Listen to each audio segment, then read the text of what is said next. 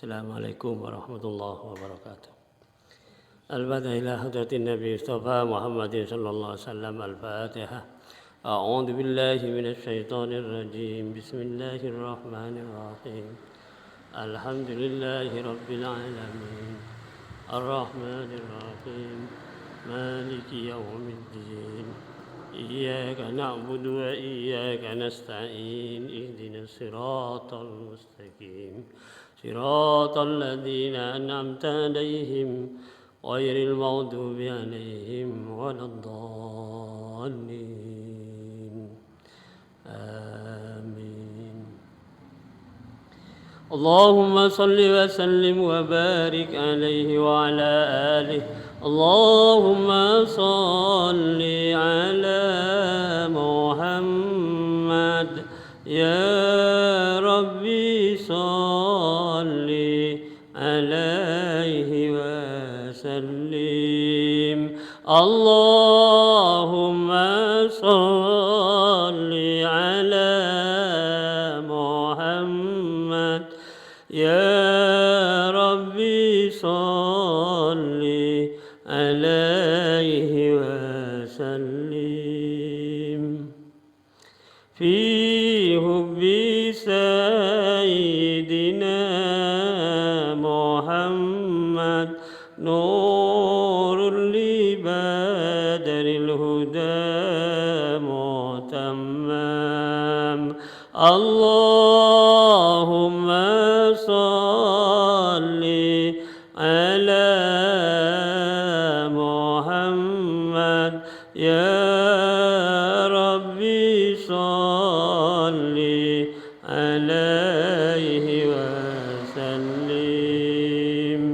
قلبي يهين إلى محمد ما زال من وجده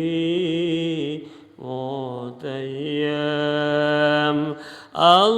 اللهم صل على محمد يا ربي صل عليه وسلم. ما لي حبيب سوى محمد خير الرسول النبي المكرم. اللهم صل على محمد يا ربي صل عليه وسلم.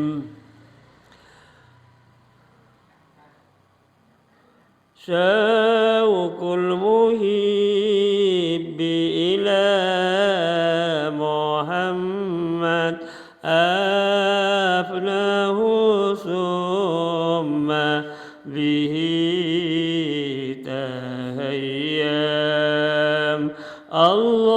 اللهم صل على محمد يا ربي صل عليه وسلم. في الحشر شافعنا محمد منجي الخلائق من جهنم. اللهم صل على محمد يا ربي صل عليه وسلم. ميلاد سيدنا محمد أم القرى بلد مؤظم اللهم صل على محمد يا ربي صل عليه وسلم أحيا الدجى زمنا محمد مولاه سلمه وكلم اللهم صل على محمد يا ربي صل عليه وسلم أدعوك أحمد يا محمد يا سيد الرسل المقدم اللهم صل على محمد يا ربي صل عليه وسلم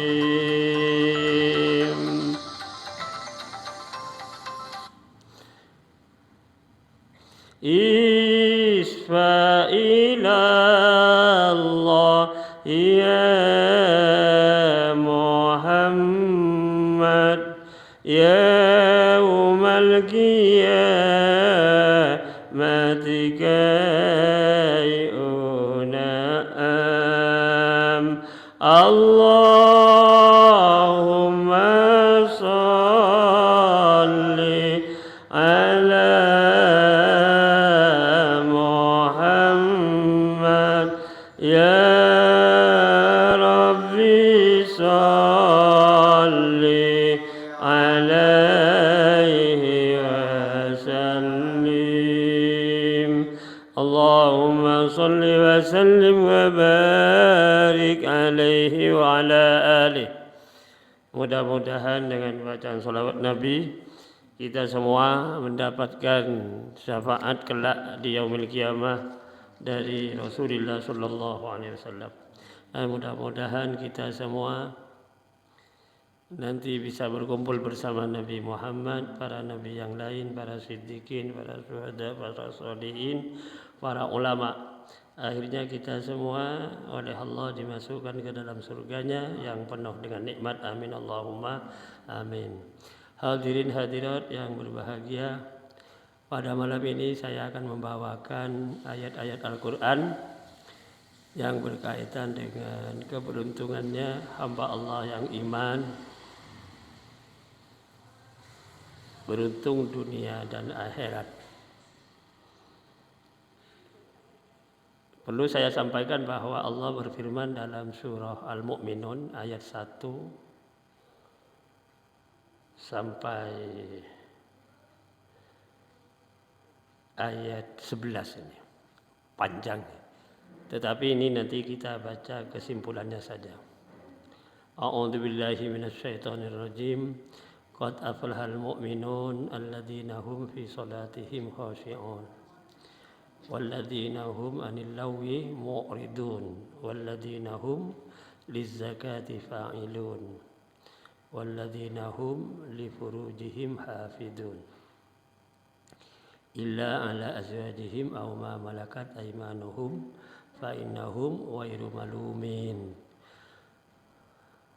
فمن ابتغى وراء ذلك فأولئك هم العادون walladzina hum li amanatihim wa ahdihim ra'un walladzina hum ala salawatihim yuhafidun ulaika humul warithun alladzina yarisunal firdausa hum fiha khalidun.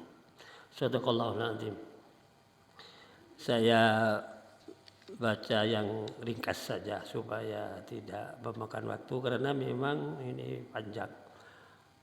Bahwa Allah mengatakan sungguh beruntung orang-orang yang beriman. Mereka itu di dalam melaksanakan sholat melaksanakan dengan khusyuk. Jadi pertama hamba Allah yang iman itu mendapatkan keberuntungan dari Allah dunia dan akhirat apabila melaksanakan sholat, khususnya sholat wajib. Dan tentu sholat itu banyak, bukan hanya yang wajib, tapi yang sunnah-sunnah kan banyak. Tapi secara simpel di sini dikatakan sungguh beruntung orang-orang yang beriman yang mereka di dalam melaksanakan sholat melaksanakan dengan khusyuk. Dan juga mereka yang menghindari dari hal-hal yang sia-sia, khususnya hal-hal yang mengandung maksiat. Walladzina hum 'anil lagwi mu'ridun. Dan juga mereka yang melaksanakan kewajiban zakat, baik zakat berupa materi khususnya ya, dan juga yang jelas itu zakat itu yang dikeluarkan kewajibannya bagi orang-orang yang sudah berkewajiban melaksanakan zakat tentu materi kan baik, cuman jenisnya macam-macam, ada yang perdagangan, ada yang pertanian, ada yang peternakan. Nah, nanti bisa dibahas itu. Yang keempat adalah orang-orang yang menjaga, memelihara alat kelaminnya itu. Walladzina hum li furujihim hafidun. Yang kelima, walladzina hum li amanatihim wa ahdihim ra'un. Orang-orang yang menjaga juga amanat yang dititipkan terutama oleh Allah dan juga oleh sesama kepada mereka. Amanatnya itu dijaga, tidak dikhianati gitu. Dan juga menjaga tentang janji.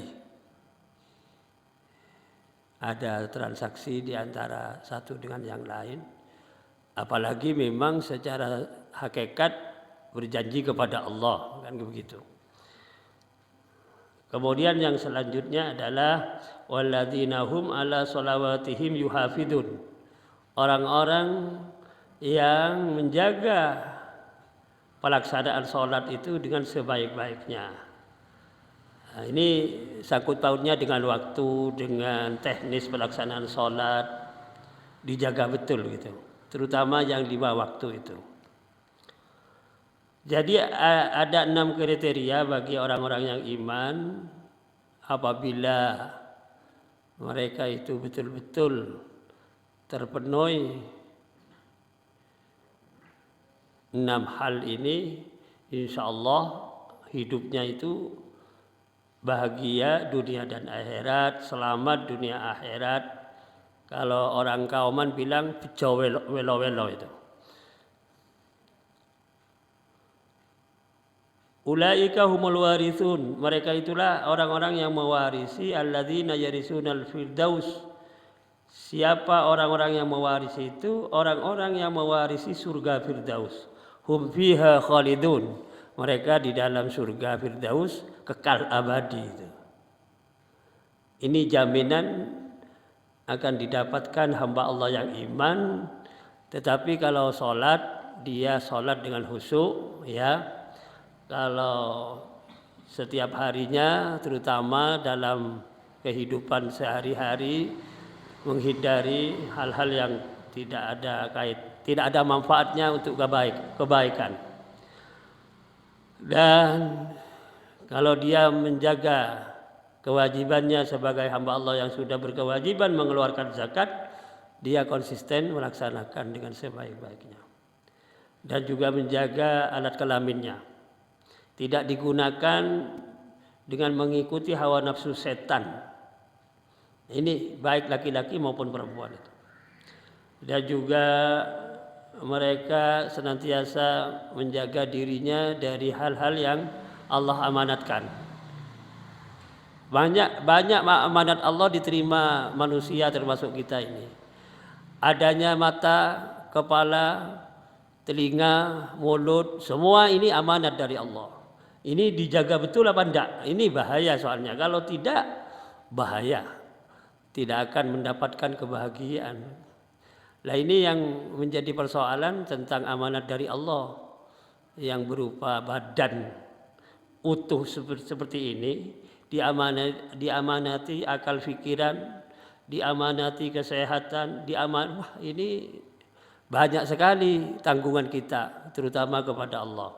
Belum hal-hal yang lain. Hadirin hadirat yang berbahagia, kemudian sholat 5 waktu yang sudah Allah wajibkan dijaga betul waktunya, teknis pelaksanaannya, dan nanti mengarah kepada bagaimana pelaksanaan sholat itu bisa dilaksanakan dengan khusyuk. Kalau memang betul-betul ingin menjadi hamba Allah yang beruntung dunia akhirat itu. Karena firman Allah itu ditegaskan di sini qad aflahal mu'minun. Sungguh yen cara kauman teman-teman. Ya. Aflaha wis beruntung kan gitu bahasanya. Aflaha ini fi'il madhi. Tetapi keberuntungan belum diterima oleh yang iman, orang-orang yang iman, tetapi Allah sudah mengatakan pasti, gitu loh maksudnya. Pasti beruntung orang-orang yang beriman apabila nanti sholatnya dilaksanakan dengan khusyuk, kan gitu. Pasti beruntung orang-orang yang beriman kalau menghindari hal-hal yang menimbulkan maksiat misalnya. Pasti beruntung orang-orang yang beriman kalau zakatnya dilaksanakan dengan sebaik-baiknya. Pasti beruntung orang-orang yang beriman kalau menjaga alat kelaminnya. Pasti beruntung orang-orang yang beriman kalau menjaga dan memelihara amanat baik dari Allah maupun dari sesama. Pasti beruntung orang-orang yang beriman kalau memenuhi janjinya. Pasti beruntung orang-orang yang beriman kalau menjaga pelaksanaan sholat itu. Nah ini menjadi hal yang tanggung jawab kita sebagai hamba Allah yang iman. Kalau memang ingin mendapatkan rahmat dari Allah, menjadi hambanya yang bahagia baik di dunia maupun besok di akhirat. Ini surah Al-Mu'minun ayat 1 sampai 11. Allah juga akan memberi rahmatnya sekaligus menjadi janji dari Allah bahwa orang yang yang iman ini memenuhi kriteria 6 poin ini, Allah berjanji ulaika humul warisun. Itulah orang-orang yang mewarisi alladzina yarisunal firdausa, orang-orang yang mewarisi surga Firdaus, hum fiha khalidun. Mereka di dalam surga Firdaus kekal. Di akhirat besok ditempatkan di surga yang penuh dengan nikmat dari Allah Subhanahu wa taala, surga Firdaus. Allahumma amin. Bapak-bapak, ibu-ibu, hadirin hadirat yang berbahagia, saya akan membahas satu dulu bahwa bagaimana kita bisa melaksanakan sholat dengan khusyuk. Kan syaratnya banyak itu.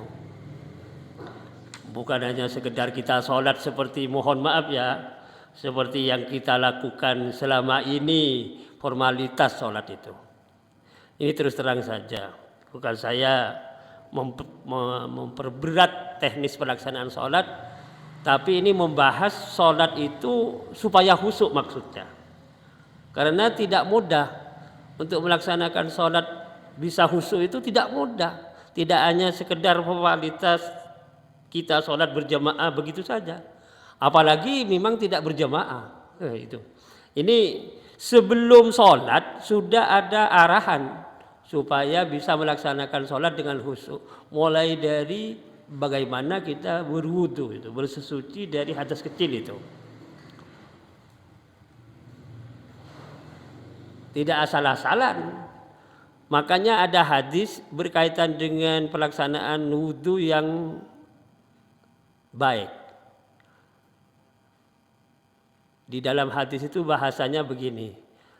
Man tawaddo'a wa ahsanahu, kan begitu. Barang siapa yang berwudu dan dia memperbaiki wudunya. Nah, ini. Memperbaiki wudu itu bukan juga cuman sekedar formalitas membasuh muka, kan begitu. Membasuh tangan sampai sikut, kaki sampai tulang apa namanya ini? Kalau bahasa itu tulang kemiri. Terus ngusap sirah, ngusap telinga, kan begitu. Tapi bagaimana mulai awal sampai selesai wudu itu penuh dengan sunnah-sunnah Nabi itu. Mulai baca ta'awud, menghadap kiblat, kumur-kumur dulu, kan begitu. Intinsya, kan begitu. Menghirup air. Apa kita sudah memenuhi cara wudu seperti itu? Nah, ini yang perlu ditanyakan kan diri kita masing-masing. Baca ta'awud apa enggak, niatnya bagaimana, kan gitu. Waktu wudu ini. Karena dari wudu itu akan mengantarkan kita itu nanti sholatnya itu terlaksana dengan hikmah pelaksanaan wudu yang baik tadi itu bisa kita melaksanakan sholat dengan khusyuk, gitu loh. Ini kalau dalam Quran kan tidak menyebutkan wudu ini. Qad aflahal mu'minun alladzina hum fi sholatihim khashi'un. Tidak ada wudu itu. Nah ini sebelum sholat dilaksanakan supaya khusyuk itu wudunya aja sudah ada arahan tersendiri itu. Karena kenapa? Karena pelaksanaan wudu itu bagian dari syarat sahnya sholat. Kan gitu. Jadi ada ketetapan hukum dalam syariat itu dua hal penting berkaitan dengan pelaksanaan sholat. Satu syaratnya, syarat sholat maksudnya, syurutus sholat. Dua arkanus sholat, rukun-rukun sholat. Nah ini kalau kita memahami dengan detail syarat-syaratnya sholat, rukun-rukunnya sholat, terus disertai dengan niat yang betul-betul ikhlas melaksanakan perintah Allah, sholat tadi itu dilaksanakan dengan sebaik-baiknya sesuai dengan syariat, aturan agama, terpenuhi syarat-syaratnya, terpenuhi rukun-rukunnya, niatnya baik, ikhlas, khusyuk nanti, kan gitu ceritanya. Kalau diperinci pemahaman ini kan sangat banyak. Satu dari sekian banyak syarat sholat itu kan bersesuci dari hadas. Terutama hadas kecil ya. Ada dua hadas itu, hadas besar, hadas kecil kan begitu. Itu pun juga belum kepada hal-hal yang berkaitan dengan pelaksanaan wudu itu sendiri. Anggota wudu itu mana saja? Anggota wudu muka, ini wajah namanya. Terus dua tangan sampai sikut, kan gitu. Terus sirah, kan gitu. Ini anggota ini yang wajib. Terus kaki sampai ini tulang apa namanya kalau mata kaki, kan? Nah, tulang mata kaki ini. Nah, Yang tidak berkewajiban kena air, yang artinya tidak masuk anggota wudhu kan selainnya itu. Pelaksanaan wudhu yang dilaksanakan dengan sempurna, katakanlah kalau bahasa agama itu wudhunya dilaksanakan dengan baik dan khusyuk waktu wudhu itu. Maka yang suci itu bukan yang kena air saja semuanya. Satu badan ini sebadan sekujur tubuh suci semua.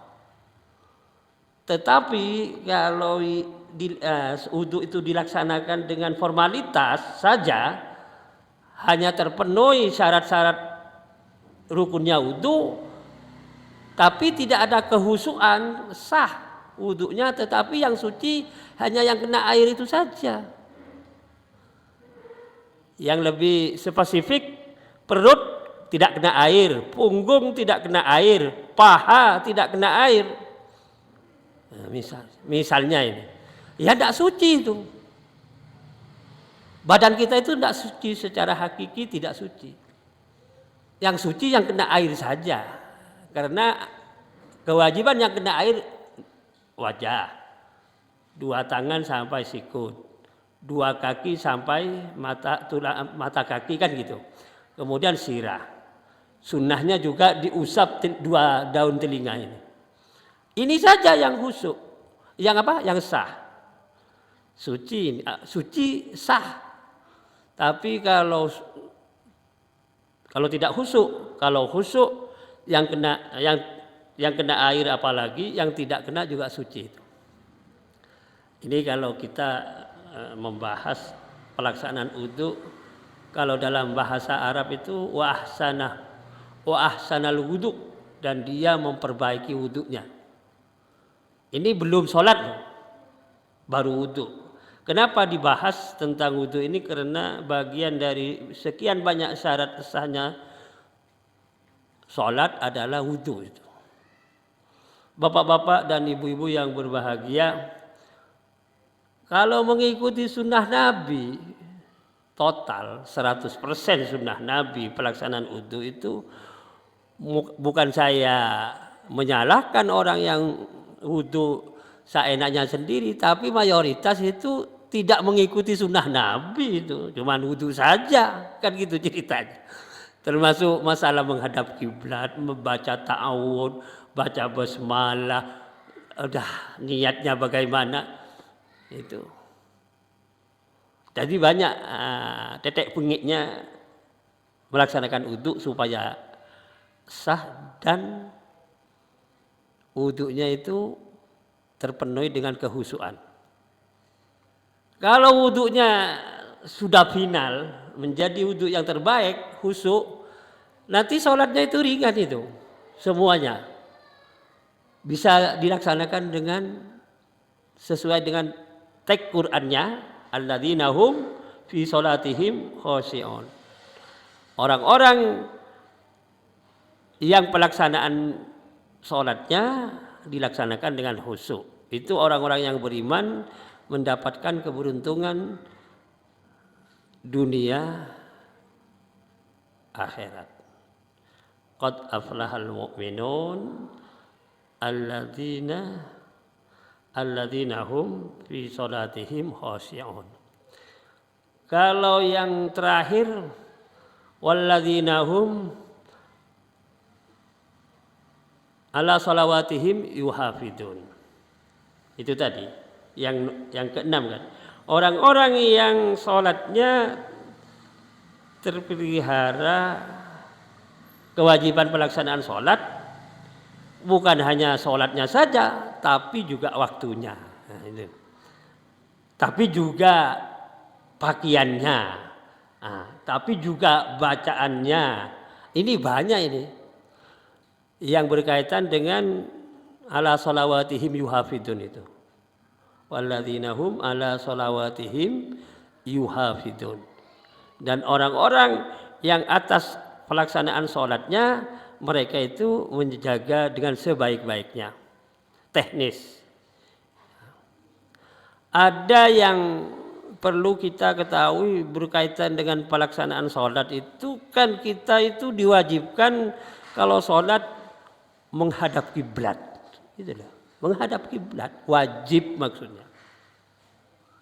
Kecuali orang yang sedang sholat waktu perang, itu tidak berkewajiban menghadap kiblat. Tetapi ini juga harus dipahami, menghadap itu tidak menyembah. Bukan menyembah kiblat, menghadap. Karena banyak orang juga yang tidak paham ini. Kaitannya dengan mempunyai benda-benda, kadang-kadang kan difahami keliru oleh orang yang tidak paham. Menghadap kiblat itu bukan menyembah kiblat. Kalau menyembah kiblat, kiblat itu Ka'bah itu. Kalau menyembah Ka'bah murtad, syirik bahasa yang lebih spesifik. Menyembah itu menyembah kepada Gusti Allah, tapi menghadapnya wajib. Lah ini memisahkan menghadap dengan menyembah, banyak orang tidak paham itu.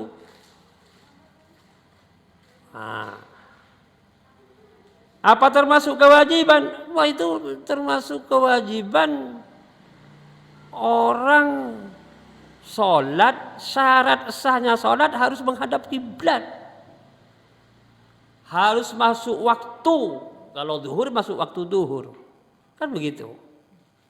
Kalau asar harus masuk waktu asar. Kalau menghadap harus menghadap. Kalau yang dari timur, posisi dari sini menghadap ke barat agak miring sedikit, berapa derajat. Kalau dari selatan menghadap ke utara. Kalau dari barat menghadap ke timur. Kalau dari utara menghadap ke selatan. Misalnya orang yang ada di Mekah, di Petawafan itu, karena Ka'bahnya tengah-tengah, kan orang memutar di sekitar Ka'bah itu, keliling itu. Yang dari selatan menghadap ke Ka'bah, sholat itu. Maksudnya arahnya ke utara. Yang dari barat menghadap ke Ka'bah berarti arahnya ke timur. Yang dari mana? Utara menghadap ke Ka'bah arahnya ke selatan. Yang dari timur menghadap ke Ka'bah arahnya ke barat. Kan begitu. Nah, ini karena itu adanya bumi di dunia, langit dan bumi ini asnya ya Ka'bah itu. Makanya semua makhluk Allah menghadap situ. Kalau di bawah manusia, kalau di atas malaikat itu. Ka'bahnya, kiblatnya malaikat itu namanya Baitul Ma'mur namanya. Di atas. Tapi yang di bawah Ka'bah dihadapi oleh makhluk Allah yang iman termasuk kita ini. Pertama kita memahami tentang menghadap dengan menyembah supaya tidak keliru. Soalnya menghormat dengan menghadap dengan menyembah beda-beda itu. Menyembah sendiri, menghormat sendiri, menghadap sendiri.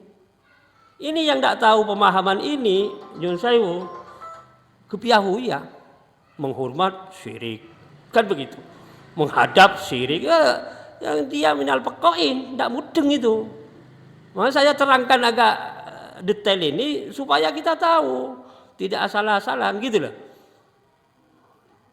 Misalnya meminta kepada Allah dan kepada orang tua, kan bahasanya meminta juga. Ini orang kalau tidak tahu agama itu meminta kepada selain Allah syirik. Lah kalau minta kepada bapak dan ibu syirik, ya tidak dong. Lah di sini yang perlu tahu dan bahasa yang lebih spesifik harus ngaji ini. Harus ada gurunya yang benar. Gitu loh. Meminta kepada bapak, meminta kepada ibu. Bagaimana hukumnya? Boleh-boleh saja meminta. Bu, minta sangu mau sekolah. Lah kan minta toh. Bahasanya sama-sama meminta. Tapi orang yang tidak tahu pemahaman ini kan terus mengaitkan syirik meminta kepada selain Allah. Maksudnya gimana dia?